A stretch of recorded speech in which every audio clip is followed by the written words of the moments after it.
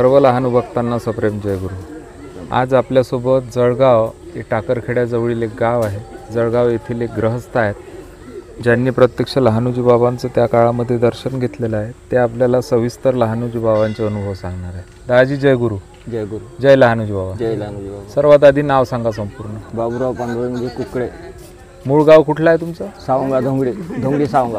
अच्छा, आता राहणं कुठं आहे मग? आता डॅम झाला आहे की नाही, डॅमच्यानं गाव उठलं ते. बरं बरं, तर जळगावला राहणं. जळगावला पुनर्वसन घेतलं आहे. बरं, तर तुम्ही बाबाजीचं जे दर्शन घेतलं त्या दर्शनाच्या बाबतीत सांगा. म्हणजे कसं काय तुम्हाला दर्शनाला यावं असं वाटलं बा तेव्हा? ते काय झालं त्यावेळेस, म्हणजे अचानक लग्नाच्या अगोदर तब्येत खराब झाली माझी. बरं. त्यावेळेस मी दारू पित होतो संगतीकडून. हो. त्या दारूच्या ह्याच्यात काय झालं का मला, म्हणजे त्यानं मटणाची पार्टी असताना तिथं डुकराचं मटण खाऊ घातलं दारू पाजून. हो. त्याच्यानं मग तब्येत खराब झाली. कोणत्या गावची गोष्ट आहे? सावंगा धोंगडी. तिची होय. हो. हे कुणीकडे गाव आहे? हे आखरी बाउंड्री आपल्या वर्धा जिल्ह्याची. असं तिकडे आहे, एमपीच्या बाउंड्री. हो. बरं. मग ते तब्येत झाली खराब. मग तब्येत खराब झाली तर अति तब्येत खराब झाली. वडील माले जन्माच्या आधी वारले. मी एकटाच. जमीन भरपूर, म्हणजे मामाच्या इकडची इस्टेट मला 40-42 एकर भेटली. आणि मला वडला नाही, म्हणजे त्यावेळेस मॅट्रिक शिकले होते तर डॉक्टर होते, आयुर्वेद डॉक्टर. हो. तर त्यावेळेस ते ना म्हणजे 25-30 एकर जमीन घेतली होती. धाडी, आणखी साहूर, सावंगा अशा 2-3 ठिकाणी घुमण्याचं सावंग दवाखाने होते त्याचे. तर पैसा भरपूर होता. मग वडील जन्माच्या आधीच वारले मला. नंतर 8-10 दिवसानं मला जन्म झाला. जन्म झाल्यानंतर मग काकानं पालनपोषण केलं आमचं. मोठं झालं तर त्या दोस्तान्या ज्याच्यात मग आता वडील नसल्याच्यानं मग दोस्तान्यात हे जे मागासवर्गीय लोक राहते, अनफड लोक, अशिक्षित लोक, दारू काढणं, दारू पिणं, त्याच्याबरोबर मग मी ते दारू प्यायला लागलो. दारू प्याचा दारूच्या ह्याच्यात ते मला सेवन करण्यात आलं. मला ते तब्येत खराब झाली. मग हातापायामध्ये बेड्या टाकल्या. नागपूरला नेलं चाट द्यासाठी, पण ते म्हणजे चाट देऊन काही फायदा नाही. म्हणजे डोक्यामध्ये फरक नाही. तर मग काय करायचं बा, तुम्ही म्हणे कोणी संताच्या तिथं न्या. तर तुझी बाबा तिथं नेलं होतं. टाकर घाटले. तर तिथं त्याची भेटच नाही झाली. असं भेट नाही झाल्यानंतर मग वापस आलो आम्ही. तर मग संत तुकडोजी महाराजाच्या तिथं मोजले. तर मग त्यानं म्हटलं होतं तुम्ही लायनोजी महाराज तिथं नेऊन सोडून द्या, तब्येत बरी होईल, असं त्यानं म्हटलं होतं. तुकडोजी महाराजांना. त्यावेळेस मग मी इथं आलो. त्यावेळेस महाराज इथं नव्हते. इथं काहीतरी विपरीत घडल्या त्यानं हे जळगावला गेले होते. असं हो. जळगावात बरेच दिवस राहिले बाबाजी. तिथं मारुती बाबावर होते. मग तिथं गेल्यानंतर काही दिवसपर्यंत जळगावमध्ये राहिलो. मग नंतर माझ्या बहिणीचा संबंध झाला तर जळगावचं दिलं ठाकरेच्या घरी. मग इथं आणून सोडलं. मग मला इथं बा झाडझूड करत जा. भूक लागली तर कोणाला मागायचं. मग महाराज म्हणे का बे भूक नाही लागली काय, जेवायला ना. ताट आलं त्याचं तर मग दे मला त्याच्यातलं थोडंसं जेव.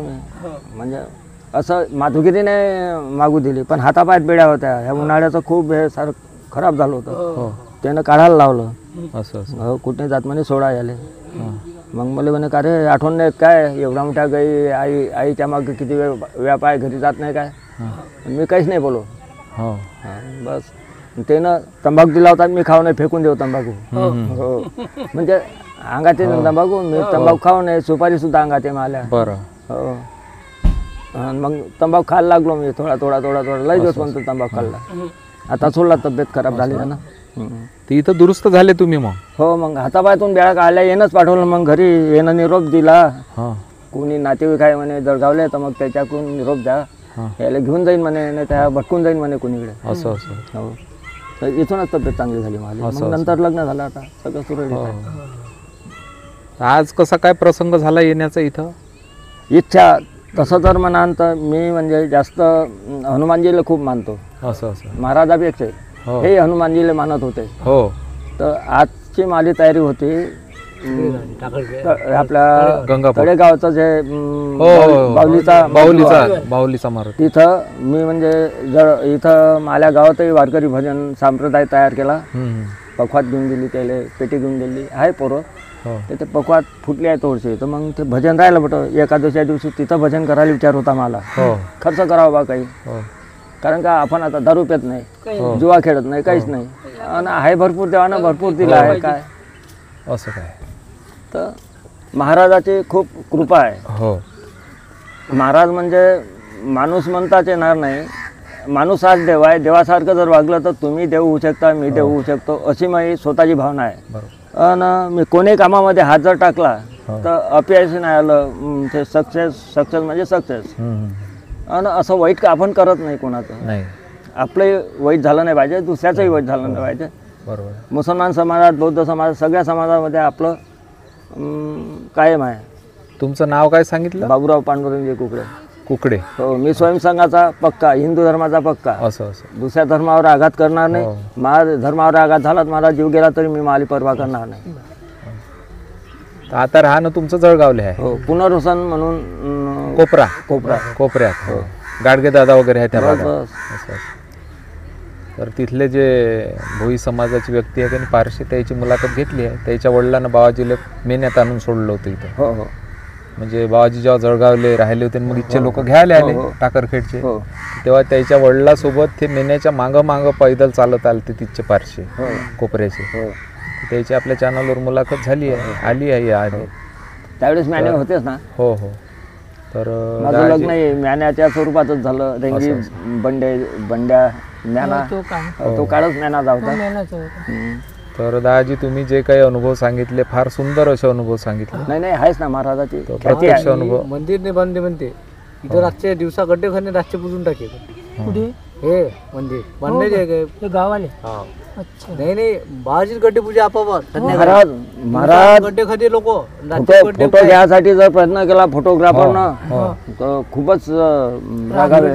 फोटो घेऊन येतो नाही. म्हणूनच ते फार मोजके फोटो आहेत बाबाजीचे. फोटोच नाही घेऊ दे. तर दादाजी तुम्ही जे काही अनुभव सांगितले याकरता मी तुमचा आभारी आहो. जय गुरु. नाही आभारी काय. समर्थ लहानूजी महाराज की जय.